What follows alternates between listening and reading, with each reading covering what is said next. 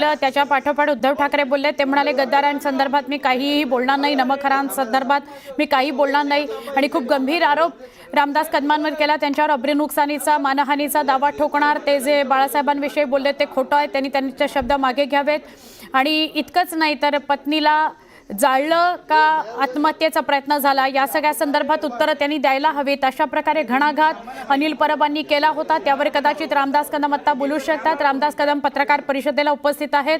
काही क्षणामध्ये ते बोलायला सुरुवात करतील. अत्यंत गंभीर वक्तव्य रामदास कदमांनी काल केलेली होती. त्यानंतर महाराष्ट्रभर गदारोळ सुरू झालेला आहे. उबाठाच्या नेत्यांनी आक्षेप घ्यायला सुरुवात केलेली आहे.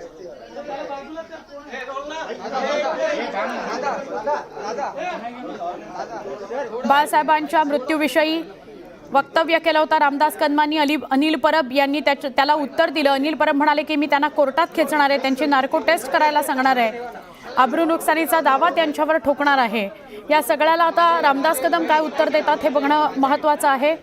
आणि एक प्रश्न सुद्धा रामदास कदमांना विचारला होता अनिल परबांनी की एवढंच जर होता आणि इतका वाईट माणूस होता उद्धव ठाकरे तर मग मंत्रिपद का घेतलं त्यांच्याकडून, असा सुद्धा प्रश्न रामदास कदमांना अनिल परबांनी विचारला. आता रामदास कदम या सगळ्या गंभीर आरोपांना काय उत्तर देतात हे बघणं महत्त्वाचं आहे. त्यांच्या पत्नी संदर्भात जो आरोप केलेला आहे अत्यंत व्यक्तिगत असा आरोप त्यांच्यावर झालेला आहे. आता त्याला ते काय उत्तर देतात हे बघणं महत्त्वाचं आहे.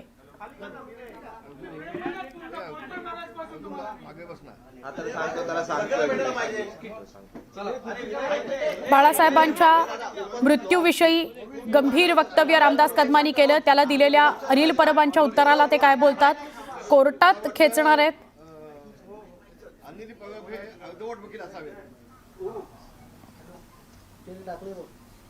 आज त्यांनी पत्रकार परिषद घेऊन आपल्या अज्ञानाचं प्रदर्शन केलेलं आहे. मी जे दसरा मेळाव्यामध्ये बोललो त्यामध्ये मी डॉक्टरांचा उल्लेख केला होता की ते डॉक्टर बाळासाहेबांच्या वरती उपचार करत होते आणि त्या डॉक्टरांचं असं म्हणणं आहे.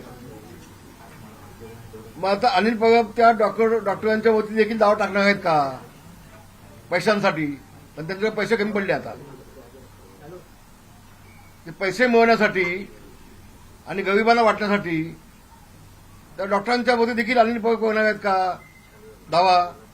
आणि म्हणून मी आज एक निर्णय घेतला. कालपर्यंत मी थांबलो होतो.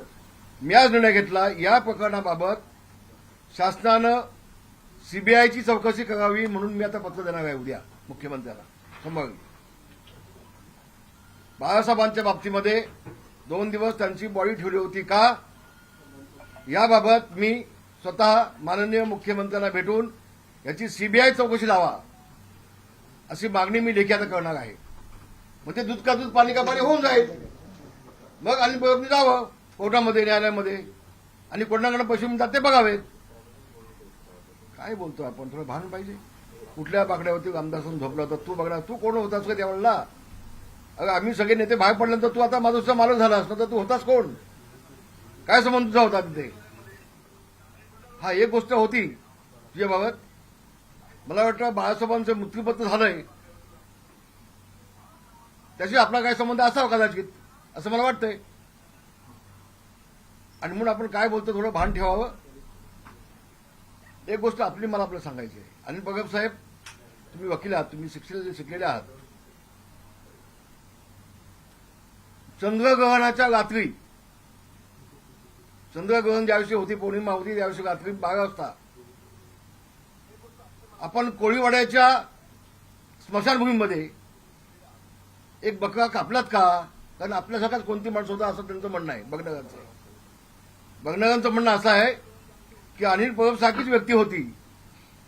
त्यांच्यासोबत एक बिल्डर एक गाडी घेऊन आला होता. त्या गाडीतून एक बकरा घेऊन आला होता आणि 2 नंगे बाबा पूर्ण लग्न होते असे दोघांना घेऊन त्या स्मशानभूमीमध्ये आले होते. आणि तिथं माझ्या मुलाचा योगेशचा आणि रामदास कदम असं दोघांची नावं घेऊन त्या बकऱ्याला कापलात तुम्ही असं त्यांचं म्हणणं आहे. मला नक्की माहिती नाही. तर हे वास्तव असेल तर ते चुकीचं आहे. आपण शिकलेली व्यक्ती आहोत. हे आगळी कृत्य आपल्याकडनं होता कामा नये असं मला वाटतंय. आणि म्हणून हे महाराष्ट्राला कळावं. आपण जर खुलासा आपल्याकडनं झाला तर सोयीचा होईल. आपल्याला हा जोडून विनंती आहे. पण आपल्यासारखीच व्यक्ती कोणती होती असं बघण्याचं म्हणणं आहे. त्याचा खुलासा व्हावा आपल्याकडून, अशी माझी आपल्याला विनंती आहे. तेव्हा हे सगळं थांबवा. मी नवीन नाही पक्षामध्ये, 50 वर्ष मी मातोश्रीमध्ये काढलेली आहेत. तुम्ही किती वर्ष होतात मला माहिती नाही. दंगलीच्या वेळेला पोलिसांनी 2-4 लाठ्या मागल्या तर खूप मी मोठं काम केलं असं आपण मागून सांगत होतात लोकांना, उद्धवजींना. आणि माझं मत असं आहे की याबाबत उद्धवजींनी बोलावं स्वतः. मी काल पण ते सांगितलं होतं. माझं उद्धवजींना आव्हान आहे. हे चळे चपाटे चमचे बिमचे हे काय माझ्या विरोधामध्ये पत्रकार परिषद घेत आहेत. उद्धवजींना माझं आव्हान आहे, आपण बोलावं. नाही तर मला नाईलाजानं ह्या सगळ्या घटनेची चौकशी लावावी लागेल. बोला. भाई, त्यांनी तुमच्यावरती वैयक्तिक आरोप केला आहे. 1993 साली तुमच्या पत्नीने जाळून घेण्याचा प्रयत्न केला की गाड्याची नार्को टेस्ट करा असं ती म्हणतात. वैयक्तिकरित्या आरोप. होय, माझी तयारी आहे. उद्याही माझी तयारी आहे. आणि जर त्यातनं सिद्ध झालं नाही तर तुम्हाला काय सजा द्यायची ते पण सांगा. माझी तयारी आहे बिलकुल. त्यावेळेला माझी पत्नी 2 स्टोव्ह होते. स्टोव्हवरती जेवण बनवत होती खेळला. स्टोव्हचा खालची जे साडी असते त्या साडीला आग लागली पहिल्यांदा आणि मग फडका उडाला. आणि त्यावेळेस मी वाचवलं माझ्या पत्नीला. हे हात अजून आहे साक्षीदार. हे जळलेलं माझ्या हात आहे. माझ्या पत्नीला मी वाचवले. 6 महिने माझी पत्नी जसलोकमध्ये होती. 6 महिने मी ऍडमिट होतो तिथे. मी थांबलो होतो त्या कॉटमध्ये गुम घेऊन. तू आम्हाला काय सांगतोस रे? हे धंदे आमचे नाहीत. आणि आम्ही आज देखील संसार जीवाभावाने करतो दोघे जण. तर अशा पद्धतीनं तू बदनाम जे केलेस ना याच्यावरती मला दावा टाकेल. तुमच्यावरती आरोप केले आहेत. तुमच्यासोबतच याच्यावरती मी पहिल्यांदा कोर्ट न्यायालयात जाईल. याच्यावरती मी 12 दावा टाकेन. 100% टाकेन. आता बोला. भाई, तुमच्यावरती आरोप केले. योगेश दादांवरती आरोप केले की आईच्या नावाने बार चालवण्या. बाग नव्हता. ही खोटी अफवा देऊन आमची मारहाणी करायचा प्रयत्न आहे. ऑर्केस्ट्रा होता. ऑर्केस्ट्राचं परमिशन होतं.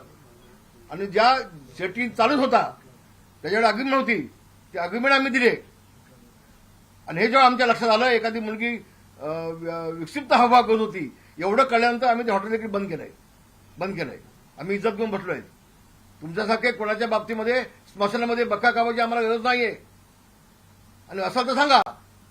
तर हे जे तुम्ही माझ्या पत्नीच्या बाबतीत आज काढलंय ना, मला दुःख झालंय, वेदना झाल्यात. आणि मी न्यायालयात गेल्याशिवाय राहणार नाही. तुला दाखवीन मी आता. सर, त्यांनी अब्दू नुकसानीचा तुमचा दावा करणार आहेत ते आणि त्याची जे पैसे आहेत त्याच्यावर पूरग्रस्त मी बोललो त्याच्यावरती. आपण आता काय भूमिका असतं सर? आपण आता बोललो वाटलं मी बोललो त्याच्यावरती की त्यांनी न्यायालयामध्ये जावं, त्याचं स्वागत. पण त्याच्या आधी मी आता या बाबीची चौकशी लावीन. एक बाळासाहेबांच्या बाबतीत एखादा विषय न्यायालयामध्ये जावा हे मला पडत नव्हतं कालपर्यंत. हे माझ्या मनाला रुचणार नाही. पण जर का तुम्ही अशा पद्धतीनं मला खोडं ठेवत असाल, त्या डॉक्टरांना खोडं ठेवत असाल तर मला देखील न्यायालयामध्ये जायला लागेलच. नव्हे त्याच्या आधी मला चौकशी करायला लागेल. मी सीबीआय चौकशी मागेल या सगळ्या घटनेची. आणि येऊ दे उद्धव साहेबांना पुढं सांगायला. कारण मी होतो कुठल्या बाकड्यावर झोपत होतो. तुला आता कावीळ झाले. तुला दिसत कसं आहे बाबा? तुला दिसणार नाही आता. बोला. 14 दसरा मेळावे बाळासाहेब गेल्यानंतर झाले. रामदास कदमांना हे आत्ता का आठवलं? कारण महानगरपालिका निवडणुका येत आहेत म्हणून त्यांना हे आठवलं असं त्यांचं म्हणणं आहे. मग उद्धवजींनी सांगावं ना. बाळासाहेब असताना सगळ्या मेळाव्यामध्ये मला बोलायला दिलं. मग बाळासाहेब गेल्यानंतर एकाही मेळाव्यामध्ये मला बोलायला दिलं काय त्यांनी सांगावं. दाखवावं त्यांनी. दाखवावं ना हिंमत असेल तर. हे वास्तव आहे. इव्हन बाळासाहेब असताना मी कुठं बसायचो किती नंबरला. बाळासाहेब गेल्यानंतर मला किती नंबरला बसवायचे मग नाव लिहून त्या फुच्यावरती. या काही जगानं पाहिलंय ना. बाळासाहेब 2012ला गेले, त्यानंतर 14ला तुम्हाला मंत्रिपद दिलं असंही सांगितलं. 14ला मला मंत्रिपद दिलं. ते लोक हसतील म्हणून नाईलाजाने त्यांना द्यायला लागलं. आणि कुठलं खातं दिलं मला? इन्व्हायरमेंट खातं. हे खातं कधी होतं का? कोणी बघितलं होतं का आतापर्यंत? इन्व्हायरमेंट खातं कोणी बघितलं होतं का आतापर्यंत? नव्हतं ना. काहीतरी मला द्यायला पाहिजे मंत्री म्हणून ते खातं मला दिलं. आणि हे खातं घ्या का बस. पण त्या खात्यामध्ये मी इतका अभ्यास करून ते खातं उजेडावर आणीन असं त्यांना वाटलं नव्हतं. त्यांना कळलं नव्हतं. त्या खात्यात देखील मी अभ्यास करून घेतला. आणि मागासला न्याय दिला. प्लास्टिक बंदीसारखा निर्णय घेतला ना मी. तर 14ला दिलं तर तुझा नाईलाज होता म्हणून दिला. पण नंतर तू दिवाकर गावते रामदास कदम यांना बाजूला ठेवून अपक्षानं काय घेतलं ते सांगा ना मग. अपक्षांचा या पक्ष वाढवण्यासाठी काय संबंध होता? आणि अनिल पवार बोलणार कोण? बोलू ना उद्धव ठाकरे बोलू देत ना. तर त्याला दोन प्रश्न आहेत, कारण नेहमी अनिल पवार बोलतात, उद्धव ठाकरे का बोलत? माझं तेच म्हणणं आहे, उद्धव ठाकरे बोलू देत ना. काय तुला प्रॉपर्टीचा हिस्सा पण दिलाय का मातोश्री म्हटला अनिल पवारला? बोलू देत त्यांना. आणि वास्तव आहे दिवाकर गावते आमदार सुद्धा या दोघांच्या आमदारक्या पण काढल्यात, मंत्रीपद पण काढलं. कशासाठी? आणि अपक्षाने घेता तुम्ही. काय योगदान होतं अपक्षांचा? आणि हेलिकॉप्टर पाठवून तुम्ही अपक्षाने आणलीत, बोलवलीत. वा वा. प्रत्येक रामदास कदमांनाच का टार्गेट केलं जातं? बाळासाहेब असते तर रामदास कदम साहेब असते तर रामदास कदम दिवाकर गावते दोघेही मंत्रिमंडळामध्ये असते. डाव्यानं सांगतो. पण दरवेळेस तुम्हाला टार्गेट तुमच्याकडे काही अशा गोष्टी आहेत ज्यांच्या त्या अडचणी वाढू शकतात त्यांच्या अहो मीच काय, माझा मुलगा विधिमंडळामध्ये गेल्यापासून पहिल्या दिवसापासून अनिल बाबू राजीनामा मागतोय. हा फोटो घे, तुझा माणूस आहे, दे राजीनामा. हा फोटो घे, तुझा माणूस आहे, दे राजीनामा. बाळासाहेब ठाकरेंच्या मृत्यूपत्राबाबत जयदेव ठाकरेंनी देखील आक्षेप घेतले होते, कोर्टात देखील गेले होते. आपण देखील त्यावर आक्षेप घेतला. नेमकं काय मी यामध्ये? अजून आक्षेप घेतला नाही. तुम्ही चुकीचं बोलताय, माझ्या तोंडात घालताय. अजून मी आक्षेप घेतला नाही. माझ्या तोंडात चुकीचं घालून मला तुम्ही प्रश्न विचारताय, तर आपल्या शब्दापर्यंत मागे घ्या. योग्य वळला मी योग्य ते बोलणार आहे. राज ठाकरे आणि उद्धव ठाकरे एकत्र येणार जर असल्यामुळे काय जयदेवनी त्यावेळेला ऑप्शन घेतलं होतं ते आपल्याला बघायला लागेल काय झालं ते नेमकं. त्यात वास्तव काय ते बघायला लागेल. ते शासनाला मी पत्र देईन, याची माहिती घ्या, दे ना. काय चाललं? राज ठाकरे आणि उद्धव ठाकरे एकत्र येणार असल्यामुळे निवडणुकीच्या पार्श्वभूमीवर बाळासाहेब ठाकरे यांच्या मृत्यूपत्राबाबत किंवा 2 दिवस मृतदेह बाहेर ठेवला असं आपण म्हटलं. हा जो काय शिंदे गट बाहेर ठेवला साफ नव्हता. होणार. बाहेर ठेवला नव्हता. शिंदे गटाचा सुकडा साफ होणार आहे की उद्धव ठाकरेंचा महागासा झालाय. पूर्ण सुकडा साफ झालाय, काय शिल्लक नाही. आणि ज्या मराठी माणसाला 30 वर्षामध्ये मुंबईच्या बाहेर ज्या उद्धव ठाकरेंनी घालवलाय तो मराठी माणूस या उद्धव ठाकरेचा सुकडा साफ करायचा घालणार नाही. मी विश्वासानं बोलतोय. काय केलं मराठी माणसासाठी? ज्या शिवसेना प्रमुखांनी मराठी माणसाच्या न्यायासाठी झगडणारी शिवसेना या घोषवाक्यांनी शिवसेनेला जन्म दिला. 30 वर्ष तुझ्या हातामध्ये महानगरपालिका होती. 30 वर्षामध्ये तू मराठी माणसासाठी काय केलं याचं फक्त उत्तर दे, आणि मग कोणाचा सुकडा साफ होणार आहे कळेल. बरं. त्यांनी असे आरोप केलेत का एकनाथ शिंदेनी जेव्हा बंड केला होता तेव्हा तुम्ही अनेक चॅनल फोटो दिले होते का उद्धव ठाकरेंची साथ मी कधीच सोडणार नाही, आणि आज मात्र एकनाथ शिंदेबरोबर. मी असं कधी बोललो नाही. मी त्यावेळेला ढसासा घडलोय आणि उद्या महाराष्ट्राने पाहिलंय. हा चमचा बोलणार कोण आहे? हे बोलू नाही उद्धव ठाकरेंना, बोलू देत ना, बोलू देत ना. आणि म्हणून उद्याच्या सोमवारी मी स्वतः मुख्यमंत्र्यांना भेटेन. मी याबाबत सगळी चौकशी व्हावी, सीबीआयची चौकशी लावा, तेही पाहीन. आणि माझ्या पत्नीच्या बाबतीत जो बोलला आहे, मी आज आपल्याला सांगतोय, मी न्यायालयामध्ये जाणार. मी मानहानी माझी महाराष्ट्रामध्ये केली. आज माझी पत्नीच जाईल त्याच्या विरोधामध्ये, माझी पत्नीच जाईल. अरे तुम्ही कसले राजकारण आहे? असे महिलांचे, बायकांचे, कुणाच्या आणि कुणाच्या आईचं बदनामी करून तुम्ही राजकारण करायला लागलात. तो तुमच्या जिंदगानी होती. कसलं राजकारण करताय? तुम्हाला स्विस बँकेतले अकाउंट कसं ऑपरेट करायचं हे समजतं असं त्यांनी म्हटलेलं आहे. हाताचे ठसे घेऊन तिकडचे पैसे काढले जाऊ शकतात. हे रामदास कदमांना कसं माहिती असं सवाल केला. अरे बाबा, ज्या वेळेला मी उद्धवजींना सांगितलं की साहेब आपण साहेबांच्या पायाचे ठसे घेऊन ठेवूया का, कारण त्यांचे पाय आमच्यासाठी दैवत आहेत, आम्हाला कामाला येतील. तर नाही रामदास भाई, आपण हाताचे ठसे घेऊन ठेवलेत. उद्धवजी मला बोलले. उद्धवजी मला याला काय माहिती आहे का? हा गदोळा आता पत्रकार परिषद घ्यायला लागला, याला काय माहिती आहे? आणि म्हणून मी काल म्हटलं की दोघांची टेस्ट व्हावी, टेस्ट व्हावी ना. त्यांचं तेच म्हणणं आहे. ते ठसे नव्हते, ते मोल्ड्स होते, आणि तेच मोल्ड्स वर्षावरती देखील होते, आणि स्टेडियम मध्ये देखील सारस स्टेडियम मध्ये देखील ठेवण्यात आले होते. कधी ठेवण्यात आली? मी कधी पाहिले नव्हते. मी कधी पाहिलं नाही. त्यांनी बघितलं असेल एकट्याने. आम्ही नाही. असं तर चांगलं आहे. मग चांगलं आहे ना. भाई, त्यांच्याकडून असं देखील सांगण्यात आलं की मी विभाग प्रमुख होतो आणि माझ्याकडेच सगळी जबाबदारी होती. बाळासाहेब ठाकरे यांचा अरे सोड रे, तुझी कसली जबाबदारी होती? तर ज्यावेळेला त्यांचा निर्णय झाला 2 भावांचा की बाळासाहेबांना सकाळी घेऊन जायचं, हे मला कळलं तर मी जाऊन भांडलो त्यांच्याकडे. तू काय सांगतो जबाबदारी होते असेल ना. हा ट्रक त्यांनी सजवला हे मला माहिती आहे. ट्रक त्यांनी सजवला हे मला 100% माहिती आहे. पण निर्णय मी बदलला. पण भाई अँब्युलन्सनी नेऊन शिवाजी पार्कला त्यांना अंत्यदर्शनासाठी ठेवायचं असं प्लॅनिंग होतं आणि असं मी जे वास्तव आहे ते बोललोय. आणि त्यानंतर मी उद्धवजींच्यावरती गेलो मातोश्री आतमध्ये. मी भांडलो त्यांच्याकडे. म्हटलं साहेब आमचे आहेत आणि आम्ही गपचूप अँब्युलन्समधून घेऊन जाऊन देणार नाही. आम्ही ट्रकमधून साहेबांना घेऊन जाऊन. मला म्हटलं ठीक आहे तुम्हाला जे योग्य वाटतं तुम्ही करून घ्या.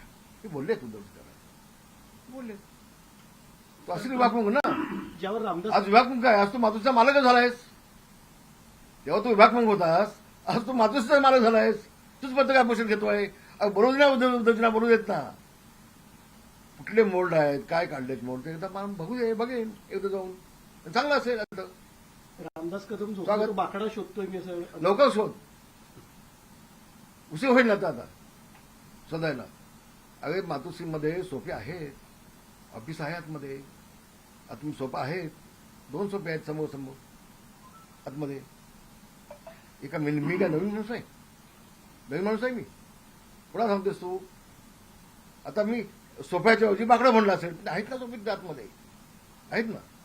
बाळासाहेबांची बॉडी 2 दिवस ठेवली असा आपण जो आरोप केला यावरती उद्धव ठाकरेंना पत्रकारांनी मी पुण्यात पुन्हा एकदा प्रश्न सांगतोय. विचारला. पुन्हा हा त्यावरती उद्धव ठाकरे असे म्हटलेत की मी नमक हराम आणि गद्दारांना उत्तर देत नाही. अरे आता गद्दारी बाळासाहेबांसोबत तूच केली असतील तर तू उत्तर काय देशील मग?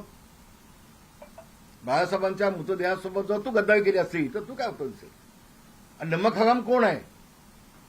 तू किती मीठ आमच्याकडनं खाल्लंयस? उद्धव ठाकरेंनी किती नमक आमच्याकडनं खाल्लंय तो विसरला असेल. आम्ही नाही विसरलो कारण आम्ही नमक देऊन दिलेलं आहे. नमक हरामी तू केलेस. आम्ही काय केली सांगावं? नमक नाही घेतलं आमच्याकडून.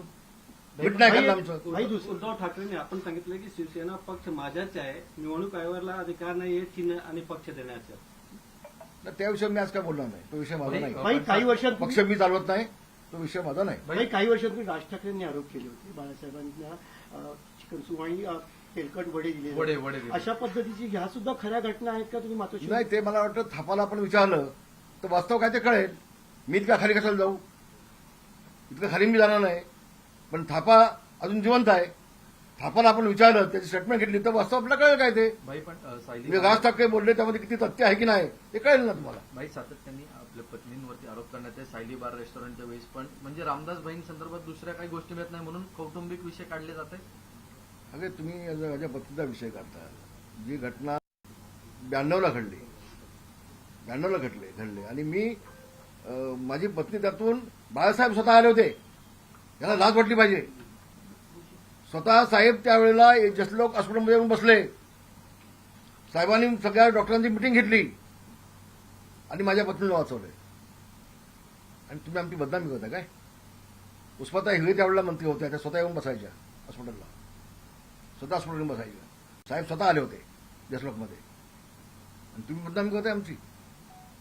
याचं उत्तर मी देईन त्याला. आता कदम साहब कायद्यानं उत्तर देईन. हिंदी में आप बता दें ये जो पूरा आरोप लगाया है अनिल परब ने इस आरोप सब आरोप झूठा है. वो बोलते हैं मैं मानहानि का दावा डालूंगा. पैसा मिलेगा मुझे मैं बांटूंगा. तो उनके पास केबल का पैसा तो बहुत है ना. अब उनको मालूम नहीं. वो केबल की मैंने जांच लगाई है अभी. अनिल परब के साथ कहा कितने कितने पार्टनर है. उसके पिताजी के नाम पे, उसके बहन के नाम पे, उसके नाम पे. वो सबकी जांच मैंने लगाई है. उसको अभी तो पता नहीं है. तो पैसा बहुत उसके पास है. तो पैसा मिलने के लिए वो अगर कोर्ट में जाता है बाला साहब के लिए नहीं जा रहा है वो. भाई तो अच्छी बात है. 2 सवाल है. एक तो किन आधार पर आप यह आरोप लगा रहे हैं कि 2 दिनों तक संभवतः उनका शव रखा गया हो और देखिए जो डॉक्टर बाला साहब के ऊपर उस वक्त वो जांच कर रहे थे वो डॉक्टर ने मुझे खुद बताया कि कदम साहब उस टाइम ऐसा हो गया. हम लोग बोल गए कि आप जाहिर करो लेकिन नहीं हुआ 2 दिन. वो डॉक्टर ने मुझे बताया. मैंने बोल दिया. आपने तो ये क्या मेरा खुद का भी बयान नहीं ना. मैंने भाषण में भी उनका उल्लेख किया डॉक्टर का. तो उन लोग डॉक्टर को पूछना चाहिए ऐसा क्यों बोला भाई. बोलना चाहिए, पूछना चाहिए. अब कल अभी छोड़ो. अभी मैं इसकी जांच करने के लगाऊंगा. सीबीआई की जांच होनी चाहिए उसकी. तो दूध का पानी का पानी हो जाएगा. तो ये महाशय कोर्ट में जाके क्या करते हैं मैं देख लूंगा. सीएम साहब को पत्र भी लिखने वाला भी था उस बात खुद जाके मिलूंगा. मैं खुद जाके मिलूंगा. सर इसमें एक इम्पोर्टेंट बात यूनिटी के नेता हाईलाइट कर रहे हैं कि ये मामला अभी क्यों उठाया जा रहा है, जबकि उनकी डेथ हुए 12-13 सालों के तो जब मेरी पत्नी का 93 में हुआ था तो अभी क्यों निकाला उसको? वो जो वाकया हुआ था वो 93 में हुआ था, 92 में हुआ था। ये तो 10 साल हुए अभी, तो 40 साल पहले की बात। अभी तू था जब भी देखने को गांव में क्या हुआ था, अनुभव था जब ये गांव में खेड़ में उस वक्त गाड़ी भी नहीं थी मेरे पास। मेरे मिसेस को मुंबई में लाने के लिए उस वक्त गाड़ी भी नहीं थी। क्या किया, मेरे जान को मालूम है। तू क्या बोल रहा है, नमक चढ़ाया है हमें जख्म के ऊपर? भाई आपने कहा है कि एक बलि का आरोप लगाया है परिवार पर, तो किस तरह बलि का एक वो एक बक्का दिया, मैं बोला ना, वो जो बोलने वाला था मेरे पास, वो बोला अनिल परब जैसा आदमी था। अभी देखेंगे, जब चंद्रग्रहण था रात को, तभी चंद्रग्रहण में 12 बजे ये वाकया हुआ है कोलीवाड़े में स्मशान में। एक बिल्डर भी था उनके साथ में। वो बकरा वो 2 आदमी लेके आया था, 2 नंगे थे दोनों भी। भाई 2 चीजें, एक तो नार्को टेस्ट को लेकर वो आपको चैलेंज कर रहे हैं, क्या उसके लिए तैयार हूं, बिल्कुल बिल्कुल तैयार हूं। बोलो कभी, दोनों का होना चाहिए, उद्धव का भी मेरा भी तैयार हूं, बिल्कुल आज तैयार हूं मैं। भाई इसके अलावा आप क्योंकि नार्को टेस्ट के लिए तैयार है, 8 दिनों तक आप वहीं पर थे दिन रात, क्या घटनाक्रम था, अगर कुछ बता ताकि आप नहीं, मैं कल बता दिया। सब बीमार थे, हम लोग सब जाते आते थे वहां, रात को सोते भी थे। मिलिंद नार्वेकर वो बाला साहब के बंगले में मातुस के बाजू में जो गेस्ट हाउस है, मिलिंद नार्वेकर वो गेस्ट हाउस में सोता था, पूछो उसको। और वो बेचारा भी सुबह घर में जाके वापस आता था। ये वाकई है, इसको क्या बताए? मानहानि का मुकदमा आप पर करने वाले हैं, इस तरह का आरोप दावा उन्होंने अभी मैं ही करूंगा उनके ऊपर अभी मैं ही कर लूंगा। और ये जो बात है उसकी मैं जांच लगाऊंगा कि जो डॉक्टर है वो झूठ बोल गए क्या। महाराष्ट्र में फिलहाल बाढ़ की परिस्थिति है, लाखों इसी पे कंटिन्यू आपके आरोपों पर आज जब पुणे में उद्धव ठाकरे जी से सवाल पूछा गया तब उन्होंने आपके लिए असंवैधानिक शब्दों का प्रयोग किया। मैं वही बोल रहा हूं, मैं वो नमक जो है वो नमक उद्धव ठाकरे ने हमारा खाया है।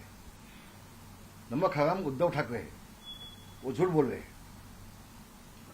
वो झूठ सबको गाली देते हैं। वो पंतप्रधान जी को गाली देते हैं, अमित शाह जी को गाली देते हैं, मुख्यमंत्री को गाली देते हैं, एकनाथ शिंदे को गाली देते हैं। उनका दिमाग ठिकाने पे है, वो पहले देखना पड़ेगा। एक अच्छा डॉक्टर उनको चाहिए अभी, ऐसा मेरा कहना है उनके लिए। क्या नमक था ये, कब बस वो समझने वालों को इशा काफी होता है। कुछ गद्दार शब्दों का भी प्रयोग किया गया है उस वक्त बाइट देते आपके प्रति। कौन गद्दार है? मैं? अरे जब गाने गया पार्टी से तब 1 साल ये उद्धव ठाकरे मुझे गाड़ी के सामने पहले सीट पे बिठा था, फिर बाहर निकलता था मानसून में। तो गद्दार होता तो मुझे क्यों बिठाता होता सामने कुर्सी पे? तुम्हारा जान बचाने के लिए मुझे बिठाता था आगे। वो भूल गए दिन। आज मैं गद्दार हो गया। गद्दारी बाला साहब से किया है उद्धव ठाकरे ने। मुख्यमंत्री बनने के लिए सोनिया गांधी के पाव के पास जाके बाला साहब की शिवसेना गिरवी रख दी इसने। गद्दार ये है। हम लोग कैसे हो सकते हैं? हम लोग कैसे हो सकते हैं? किसी नेता ने कहा है कि नगर समिति का चुनाव आ रहा है, कुछ समय कुछ पहल कर चुके हैं, ये सारे षड्यंत्र उसी के दावे पे की जा रही है, नेतागिरी की कुछ नहीं। वो कॉर्पोरेशन का इसका कुछ संबंध नहीं। कॉर्पोरेशन में तो उसका साफ होने वाला है, कुछ बचने वाला नहीं। थोड़ी बहुत इज्जत बाकी है ना अभी, थोड़ी बहुत, वो भी घनी वाली नहीं है। सब साफ हो जाएगा। वो जितना सबको गाली देगा ना उतना साफ हो जाएगा वो, बिल्कुल। बाढ़ परिस्थिति की वजह से जो हजारों किसानों का नुकसान हुआ है, कुछ सवाल नहीं। नहीं उसी से रिलेटेड है। तो वहाँ पे- सीएम को पूछ लो, डेप्यूटी सीएम को पूछ लो, मेरा ये नहीं है।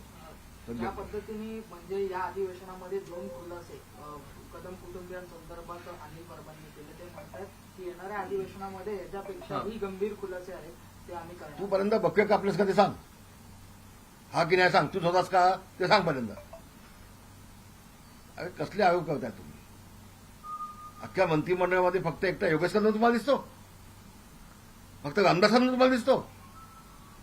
पहिल्या दिवसापासून फक्त योगेश कदम, फक्त योगेश कदम.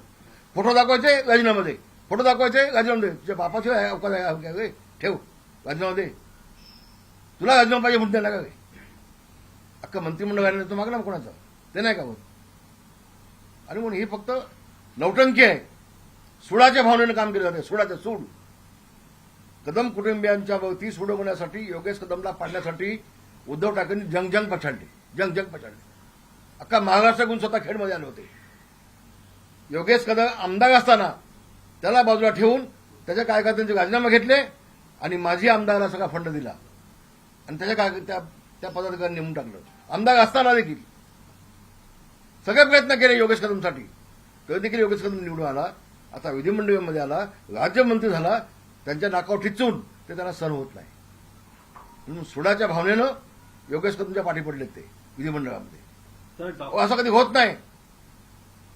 मी पुन्हा सांगतो, मी पण 32 वर्ष काढली विधिमंडळामध्ये, पण बिगर नोटीस एखादा आमदार आरोप करतोय आणि अध्यक्ष फक्त बघतोय असं कधी होत नाही. मी अध्यक्षांची माफी मागून सांगेन. हा नियम आहे. 35ची नोटीस दिल्याशिवाय आरोप करता येत नाही कुठल्या मंत्र्यावरती. हा नियम आहे. मग अध्यक्ष महोदयाने त्यांना का अडवली नाही हा माझा प्रश्न आहे अध्यक्षांना. किंवा कामकाजात ते का काढलं गेलं नाही याचा अर्थ मी नेमका काय लावायचा मला कळत नाही का. मी नवीन माणूस आहे का. बाळासाहेबांच्या शेवटच्या दिवशी मी स्वतः तिथे 24 तास उभे होतो. डॉक्टरची पूर्ण टीम होती. अरे तू कशाला खोटं बोलतोय? कोण आहेत? कोण- अनिल भगत धादांत खोटं बोलतोय. पण त्यांनी- शेवटच्या दिवशी कोण कोण डॉक्टर होते त्याची नावं सांगावी. चला तरी शेवटच्या दिवशी कोण कोण डॉक्टर होते त्याची नावं जाहीर करून टाकावी. चला त्यांनी डॉक्टरचे नाव विचारले. डॉक्टरांची नावं त्यांनी सांगावी. तो होताच की नाही डॉक्टरसोबत तो त्यांनी नावं सांगावी. भाई क्या इस संदर्भ में आपकी शिंदे जी से बातचीत हुई है, उनका नहीं। क्या कहना है? नहीं आप नहीं उनके मंच पे उनके सामने आपने ये बात रखी थी. नहीं बातचीत नहीं हुई. बातचीत नहीं. ओके धन्यवाद. सर उन्होंने सवाल ये भी कहा कि एकनाथ शिंदे जी क्यों चुप हैं, उनको बोलना चाहिए. रामदास कदम जी के इस आरोपों पर, बाला साहेब के आरोपों पर शिंदे जी क्यों चुप हैं, उनका ये भी कहना. उद्धव ठाकरे चुप क्यों है. उद्धव ठाकरे चुप क्यों है. मैंने तो ये कहा था कि वो डॉक्टर ने मुझे कहा कि ऐसी ही बात कदम था हुई. ये बात बोला था. ये बात बोला था. तो वो चुप क्यों है. उद्धव जी बोलना चाहिए ना. उद्धव ठाकरे मुख खोलना चाहिए ना. मराठी शेवट उद्धव ठाकरे त्यांचं म्हणणं असं आहे की एकनाथ शिंदे त्याच्यावरती गप्प का आहेत. एकनाथ शिंदेना हा विषय मान्य आहे का. होय मान्य आहे.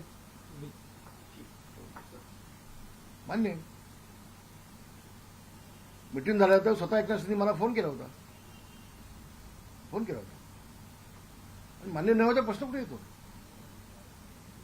प्रश्न येतो कुठे. तेव्हा हा म्हणतो शेवटच्या क्षणापर्यंत मी डॉक्टर मी होतो. कोण डॉक्टर होते सांग मला तू. गप्प काय एकनाथ शिंदे गप्प काढते अशी उत्तर. मी नेता आहे पक्षाचा. मी एकनाथ शिंदे पक्षाचा ज्येष्ठ नेता आहे. मी सिनियर माणूस आहे. हे त्याला माहिती नाही. हे तुमच्याला कुठे माहिती आहे. हे आता आम्ही बाहेर पडल्यानंतर हे नेते झालेत आणि हे पुढारी झालेत. भाई आपण म्हटलात की तुम्ही जे सांगितलं की बाळासाहेबांची पार्थिव जे होतं ते 2 दिवस ठेवण्यात आलं होतं मृत्यूनंतर. ते मला आपल्याला पुन्हा डॉक्टरांनी तुम्ही सांगितलं. हा बोला. ते डॉक्टरांची नावं आपण सांगू शकाल. हो मी भाषणामध्ये बोललोय. तुम्ही माझं भाषण नेमकं नीट ऐकून घ्या मग तुम्हाला कळेल. ज्या पुतण्याने आत्महत्या केली फक्त होती असं त्यांचं तो एक त्यांनी म्हणणं आहे. आरोप केला. तुमच्या पुतण्याने काही वर्षांपूर्वी आत्महत्या केली त्याची पण चौकशी करा. नार्को टेस्ट करा. त्या कुठल्या विषयी पुतण्याने आत्महत्या केली. असं आमच्या कुठल्या पुतण्याने आत्महत्या केलेली नाही आतापर्यंत. माझ्या कुठल्याही पुतण्याने आत्महत्या केली नाही. हा महाराष्ट्राला फसवतोय. आमची बदनामी करून चाललंय. वह्या उद्धव ठाकरेंचा स्वभाव आहे. स्वतः बोलायचं नाही. इतरांना पुढे पटवायचं. आम्हाला माहिती आहे. तर कुठल्या पुतण्याने आत्महत्या केली तर सांग म्हणा एकदा. नाव सांग त्याचं. नाव सांग ना. ते सगळ्याचं खोटं आणि चांगलं झालं तुम्ही मला बोललात तर मी आता पत्रकार परिषदेचे काढीन आणि या सगळ्या बाबी होती मी न्यायालयात जाईल. आज अनिल परब ने योगी जी को भी कटघरे में खड़ा किया. बार के संदर्भ में उन्होंने सवाल उठाया. उस पर आपका मैं फिर से आपको बोल रहा हूं. मैं ये बार नहीं है. 35 साल से होटल है और उसने लेडीज बार करके उसने विधिमंडल में कहा हमारी बदनाम की है. वो लेडीज बार नहीं है. नहीं खाली ऑर्केस्ट्रा उसमें. और ये हमने सगत शेट्टी नाम के जो शेट्टी है उसको चलाने को दिया है, उससे एग्रीमेंट किया है, उसकी जिम्मेदारी है। तो जब मुझे पता चला कि एक उसमें एफआईआर में लिखा है एक कोई लड़की अलग तरह से हवा उसका था, हमने इमीडिएट उसको नोटिस दिया, होटल से उसको निकाल दिया, होटल को लॉक भी लगा दिया। हम लोग लेडीज बाग के माध्यम से पैसा खाने वाले लोग नहीं है। भगवान ने हमें बहुत कुछ दिया है, बहुत कुछ दिया है। तो खाली हम लोग को बदनामी, कल भी उद्धव साहब ने भाषण किया दसरा में, उसमें भी उसने एक लफ्ज निकाला कि मंत्री के मां के नाम पे लेडीज बार है। नहीं है, गलत बोल रहे हैं उद्धव जी की, झूठ बोल रहे हैं, हमारे बदनामी कर गए हैं। और उसका जवाब मैंने उसी वक्त दिया है, 3-4 टाइम पत्रकार परिषद लेके भी जवाब दिया है।